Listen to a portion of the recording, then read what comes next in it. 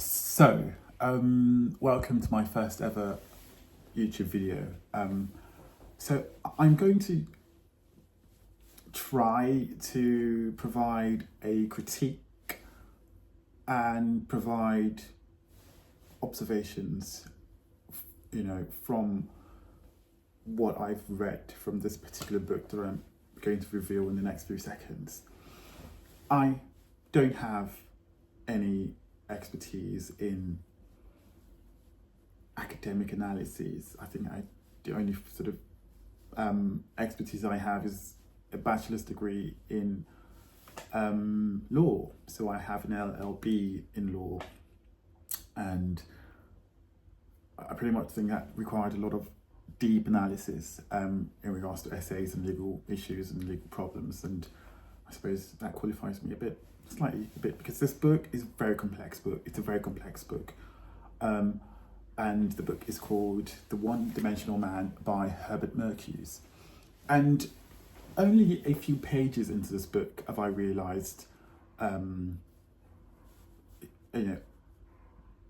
ideas that I think I find very provocative, very profound, very interesting, and very subjective.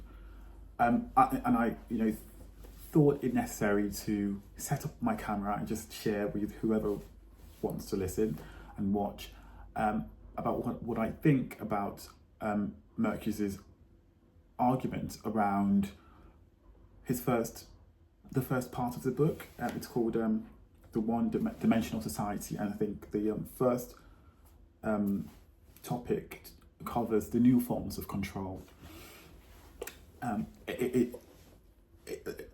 I think I should begin by sort of providing a background to Herbert Marcuse.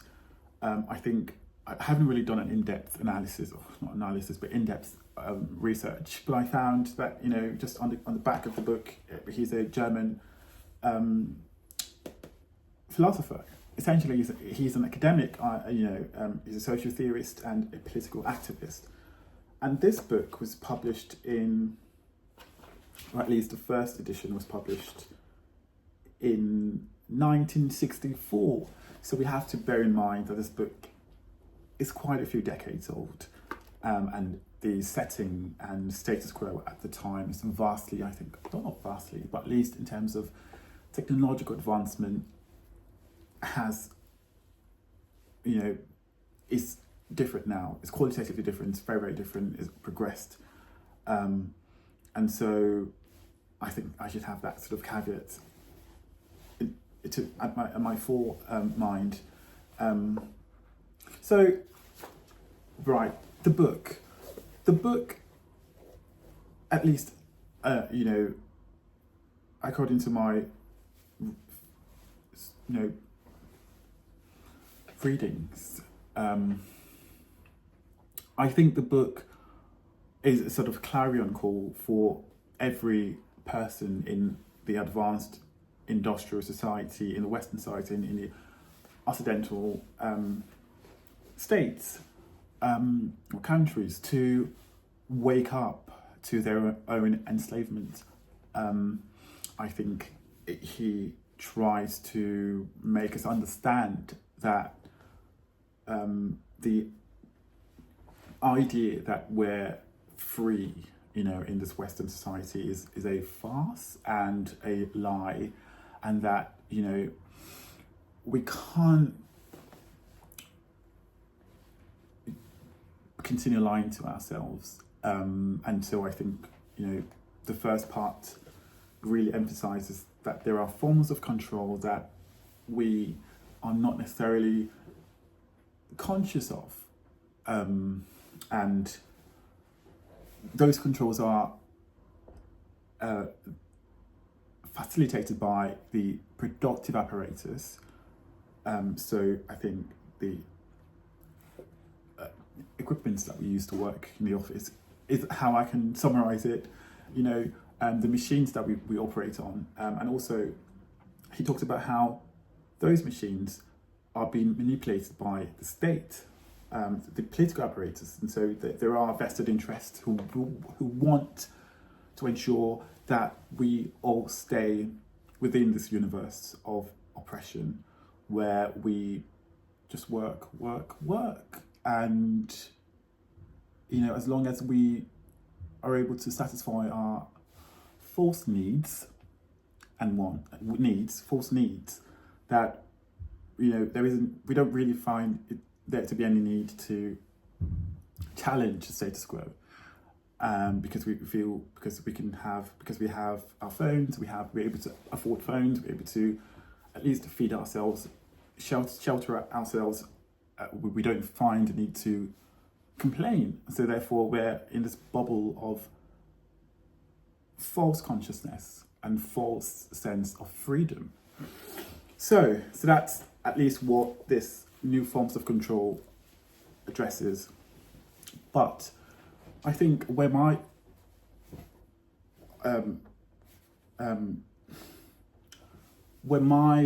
observations come in is around certain quotes. There are a lot of quotes that I've highlighted. I don't think I'll be able to touch on every single one of them. But Herbert Marcuse talks about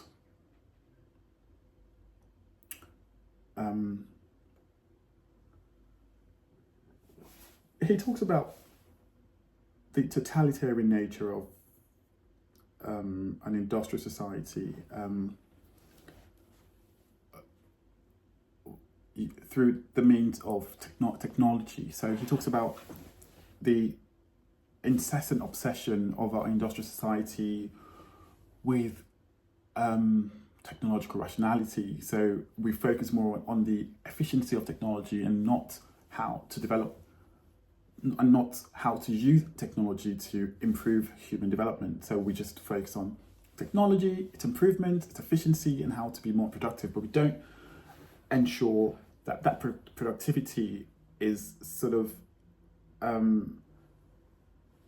subjected to the needs of to satisfy the needs of man in society, at least in an advanced industrial society. He was very critical of industrial societies. And so he says that this, arrangement is very totalitarian. And he says, and I quote, the apparatus imposes its economic and political requirements for defense and expansion on labor time and free time, on the material and intellectual culture. It goes on to say that a non-terroristic economic technical coordination which operates through the manipulation of needs by vested interests, it thus precludes the emergence of an effective opposition against the whole. And finally he says, not only a specific form of government or party rule makes for totalitarianism, but also a specific system of production and distribution which may well be compatible with a pluralism of parties, newspapers, countervailing powers, etc.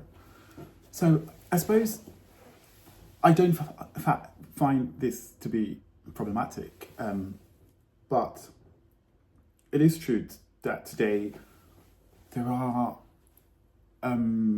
news outlets, spin doctors, the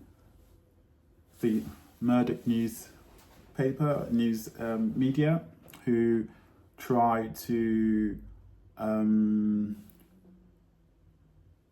show just one type of media. They try to,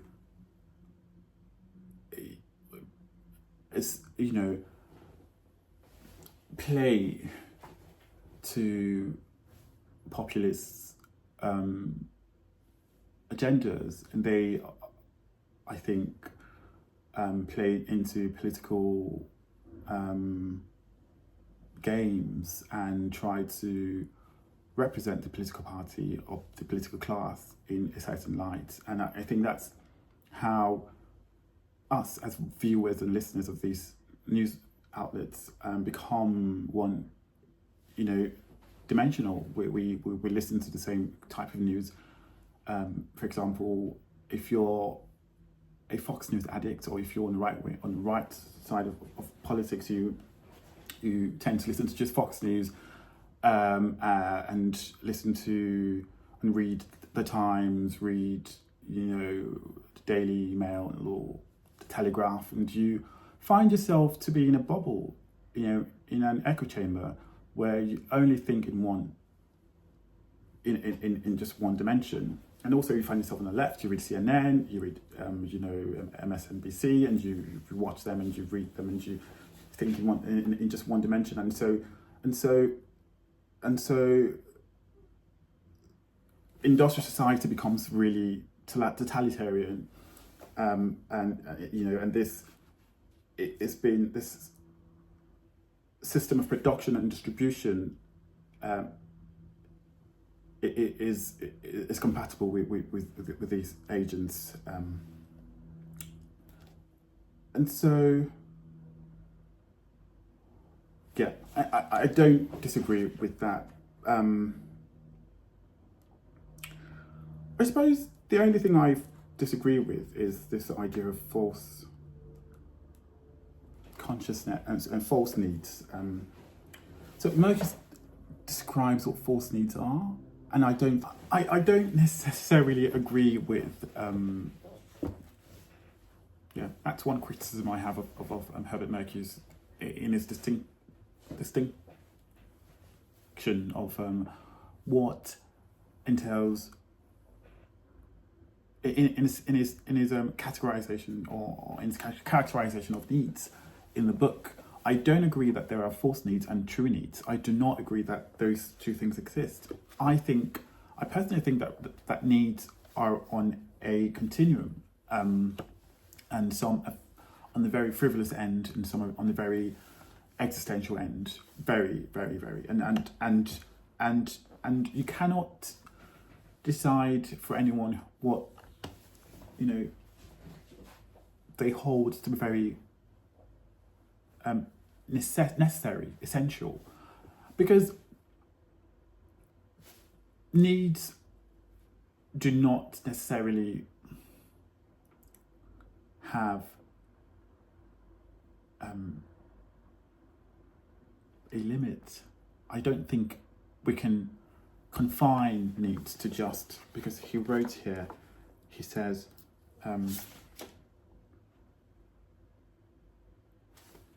it says, the only needs that have an unqualified claim for satisfaction are the vital ones, which are nourishment, clothing, lodging at the attainable level of culture. The satisfaction of these needs is the prerequisite for the realization of all needs, of the unsublimated as well as the sublimated ones. I don't agree with that. I don't think the satisfaction of needs will make a realization of all needs. I don't think that just because you have housing, or you're clothed, or you're well fed, or you're well nourished, I don't think that necessarily necessitates a realization of false needs. In essence, firstly, I don't even agree with the distinction. I think that's where I started. I think Herbert Marcuse makes a distinction of needs. He says there are two types of needs: false needs and true needs. And the false needs are those which are superimposed upon the individual by particular social interests in his repression. The needs which perpetuate toil, aggressiveness, misery, and injustice. And he proceeds to mention those false needs. He says, most of the prevailing needs to relax, to have fun, to behave, to consume in accordance with advertisements, to love, and hate what others love and hate, belong to this category of false needs. I don't agree with that. I don't think that needs can be categorized into two forms. I think needs is on a continuum. And even if we want to categorize desires, we can class them into two things, in two forms: needs and wants. I learned in secondary school, at least in my economics class, that the human desire is divided into two. So there's needs and wants, and you sort of assess them on a scale of preference. Granted, this is a sort of neoliberal economics. I don't think it's anything other than that, but I still think that's a very more practical approach to desires. We can need things and we can also want things. And I don't think that to want to achieve the wants that you necessarily have to satisfy the needs. I don't think wants are a precondition to. I don't think the satisfaction of needs are a precondition to the realization of wants, which is what he's saying here. But even though he hasn't used the word wants, he's classified wants as false needs. And so that's my first criticism. Wants and needs are two different things. Needs cannot be classified into false needs and true needs, because those are very subjective things. You can't determine what someone finds to be a true need or a false need. A need is a need. A need is a need if you can't do without it. Some people can't do without their phones. Some people can't do without socializing, right? Some people can't. And for example, an example would be the increase in suicide rates during the pandemic. Some people can't do without stepping out in the sun, and so we cannot, determine what need to. And in fairness, Herbert Marcuse, acknowledges this. He says,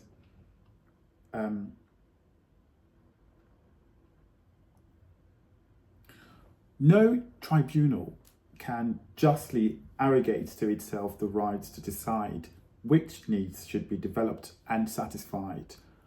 Any such tribunal is reprehensible. Although our revulsion does not do away with the question, how can the people who have been the object of effective and productive domination by themselves create the conditions of freedom? So, although he doesn't necessarily go on to correct the division, the category of false needs and true needs, he does acknowledge that we cannot decide which needs can be developed and satisfied. But I personally think that Herbert Marcuse, by making two categories of needs and also providing examples of both needs, has implicitly made a judgment of which should be satisfied and developed, because also further to establish my argument, he says, how can the people who have been the object of effective and productive domination by themselves create the conditions of freedom? Remember that Mercuse talks about the repression of man by this idea of an introjection of these needs, false needs, so by subconsciously or unconsciously adopting, lifestyles that we see around us, and conforming to the requirements of advertisements and campaigns around us. We are subjecting ourselves to the effective, productive domination, and therefore can't create the conditions of freedom. So if we want to ensure the conditions of freedom, to create the conditions of freedom, we should not, object ourselves to the to the productive domination, of these agents of suppression, which are, false needs paraded by vested interests, really. And so, yeah, so that's one criticism that I have of Herbert Marcuse, is that needs, I don't think needs can be classified into false needs and true needs. I think a need is a need, but how we address those needs is what is important. And also, I don't think that true needs are, false needs are a precondition of true needs. I don't think we necessarily have to satisfy true needs to realise false needs, as is mentioned here.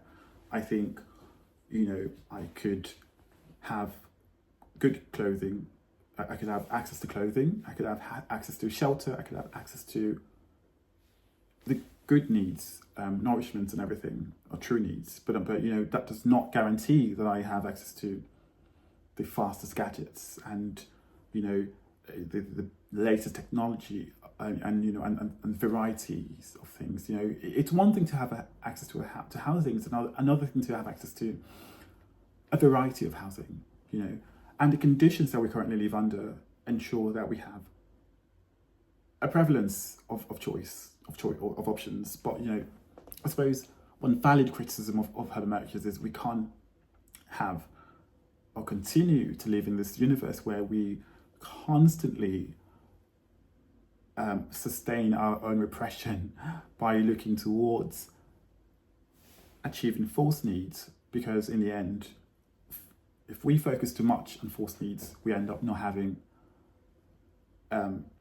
to create the conditions for a true needs or for freedom. So I suppose that's a very tricky balance to strike. Everybody wants the best, but also we, in pursuit of the best, forget about the necessities. But that's not true, because we are aware of the conditions of society.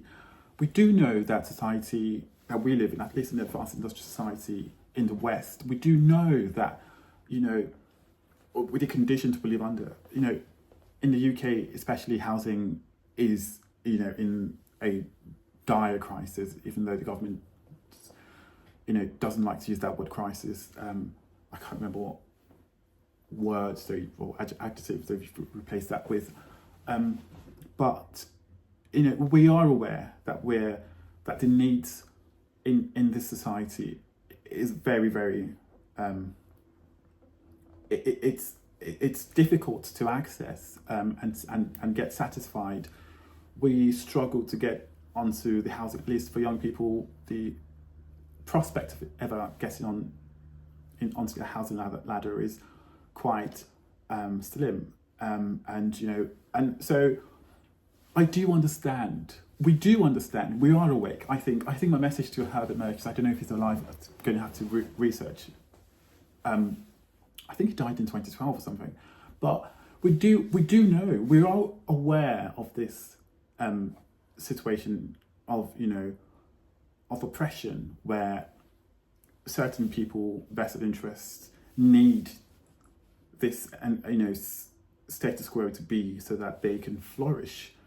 And we do realise that, but it's a very big but. I think, no pun intended, but I do think that there needs to be a very practical approach to solving this. Herbert Marcuse talks about a technical progression, whereby technology is no longer being used in an irrational way, and therefore we can sort of progress to technology. We can definitely sort of leverage technology to do progression of human needs and the human state. But I don't. But he talks about. But he caveats that such progression is being contained by the current political and economic state. He says that we can't expect this new qualitative dimension of living to be realised if we still we can't expect it to be a byproduct of the current political and economic state. That there has to be a sort of change in the technical basis upon which society is resided. So whether or not we switch to a different economic ideology today does not necessitate the change in human states. It does not necessarily liberate us. So he talks about that a sort of qualitative change in upon the technical basis that society is predicated on. And I suppose that that brings up so much questions about how we change that. It's not easy feat. It requires a lot of patience and a lot of strategic thinking, right? But according to Mercuse, we can't rely on rationality of the current state to ensure that qualitative change in human dimension, because there are vested interests that we will ensure that state, this current state, is maintained, and so I really, really sympathise with humanity, because it's a really tricky environment we're in. Progress has been reined in, even though the possibility of technology ensuring,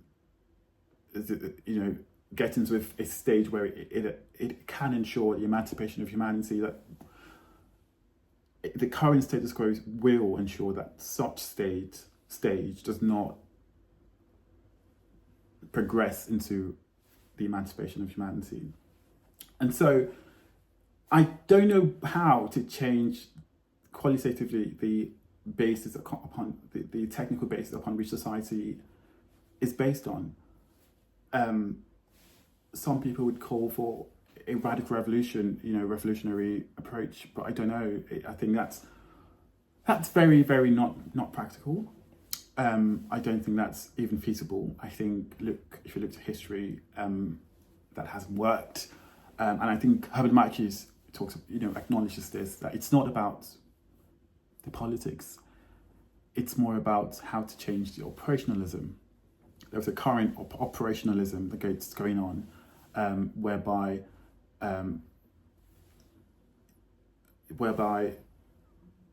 the method of changing society, of looking at society, is confined within a positivistic,